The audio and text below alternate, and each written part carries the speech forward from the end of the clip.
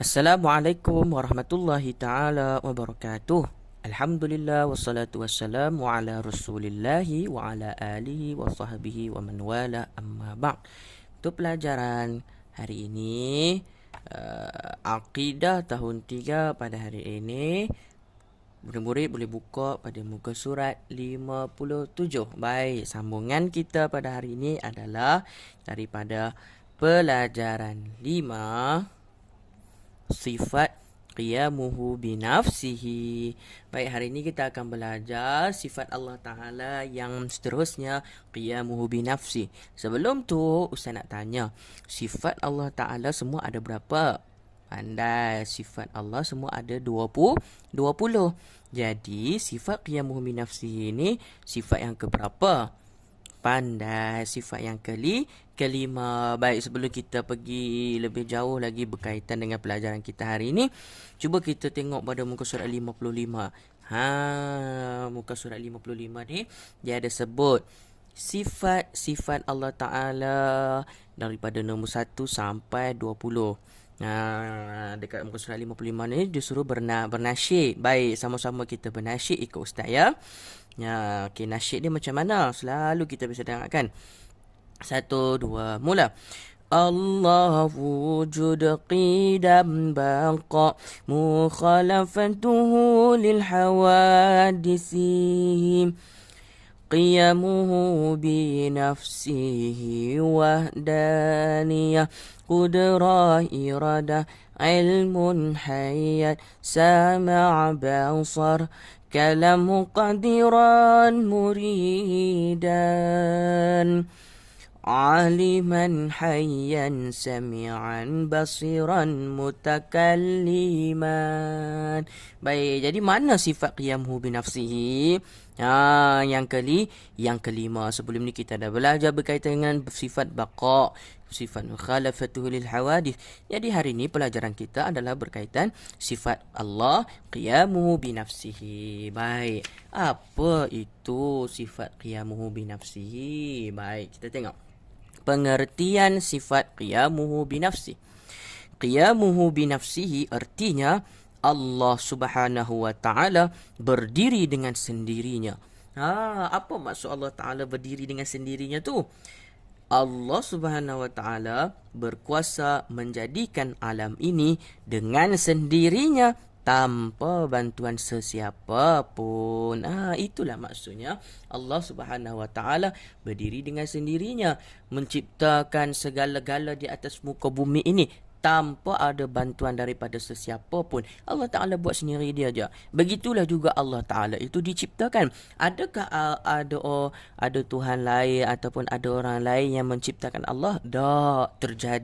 Terciptanya diri Allah Ta'ala itu dengan sendirinya. Dan Allah Ta'ala menciptakan seluruh yang ada di atas muka bumi ini semua dengan sendirinya.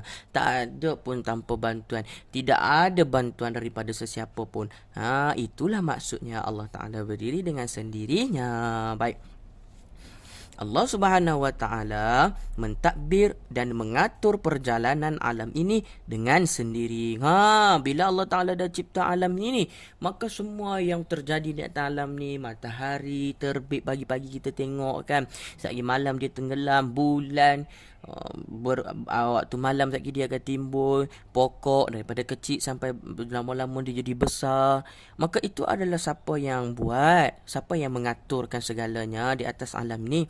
Semuanya adalah Allah. Baik, seterusnya yang terakhir, lawan bagi qiyamuhu binafsih. Lawan ni maksudnya apakah lawan bagi sifat qiyamuhu binafsih? Apakah antonim? Kalau dalam bahasa Melayu, antonim lah ialah qiyamuhu bi ghairihi. Ini adalah lawan dia. Kalau kita kata tadi sifat Allah Ta'ala berdiri dengan sendirinya, maka lawannya ialah apa? Qiyamuhu bi ghairihi, yang bermaksud berdiri Allah Subhanahu wa taala dengan yang lain. Mana boleh Allah Taala berdiri dengan yang lain? Adakah Allah Taala mentadbir alam ini bersama dengan yang lain? Mana ada, semua Allah Ta'ala buat seorang diri dia sahaja. Mustahil lah bagi Allah Ta'ala itu meminta pertolongan daripada orang lain. Itulah pegangan kita ahli sunnah wal jamaah. Baik. Seterusnya kita tengok muka surat 58. Dalil naqli sifat qiyamuhu binafsih. Apa dalil dia? Firman Allah Ta'ala, Allahu la ilaha illa huwal hayyul qayyum. Surah Ali Imran ayat 2. Maksudnya, Allah, tiada Tuhan yang berhak disembah melainkan Dia, yang tetap hidup, yang kekal selama-lamanya, mentadbirkan sekalian makhluk. Itulah dalilnya kita berpegang pada hari ini, menunjukkan Allah Ta'ala itu bersifat dengan qiyamuhu binafsihi. Baik. Makhluk pula, kita tengok apa ni. Makhluk sentiasa memerlukan makhluk lain dalam kehidupan ini. Maksudnya contoh manusia. Manusia sentiasa memerlukan kepada pertolongan manusia lain. Kan? Kita pergi sekolah pun, boleh tak kita kalau belajar seorang-seorang? Tak boleh, mesti kena ada guru yang mengajar. Boleh tak kalau kita nak makan nasi, kita buat seorang-seorang? Tak boleh, mak kita yang tolong masak kan. Mak kita pula nak masak nasi tu, dia ambil beras tu daripada mana? Boleh ke dia pergi tanam pula beras tu dekat bendang, dekat sawah? Mesti orang lain yang tolong bertanam kan. Kemudian pergi beli pula beras, balik nak masak nasi, baru kita boleh makan. Nampak tak? Itulah lemahnya makhluk, sentiasa memerlukan kepada makhluk lain dalam kehidupan ini. Sedangkan Allah tak perlu pun kepada sesiapa untuk nak mentadbir alam ini, untuk nak berbuat segala perbuatan di atas muka bumi ini. Tak perlu pun bantuan daripada makhluk lain. Baik. Seterusnya, yang terakhir untuk pelajaran hari ini, muka surat 59. Dalil aqli sifat qiyamuhu binafsih. Apa dalil akalnya? Allah Subhanahu Wa Ta'ala tidak memerlukan yang lain. Sebaliknya, makhluk yang memerlukan bantuan Allah Subhanahu Wa Ta'ala, kan? Allah Ta'ala tak perlu pun kepada bantuan makhluk, tetapi kita perlu kepada bantuan Allah. Kita perlu, makhluk lain semua perlu kepada bantuan Allah. Kita dalam kesusahan, kita minta tolong kepada Allah. Dan kita nak ingat, kita nak jawab periksa nanti, nak menghafal, kita minta tolong pada Allah supaya Allah Ta'ala bagi ingat. Kita lapar, kita minta kepada Allah supaya Allah Ta'ala bagi makan. Nanti ada je ibu kita masak nasi dan sebagainya. Kita semua perlu kepada bantuan Allah.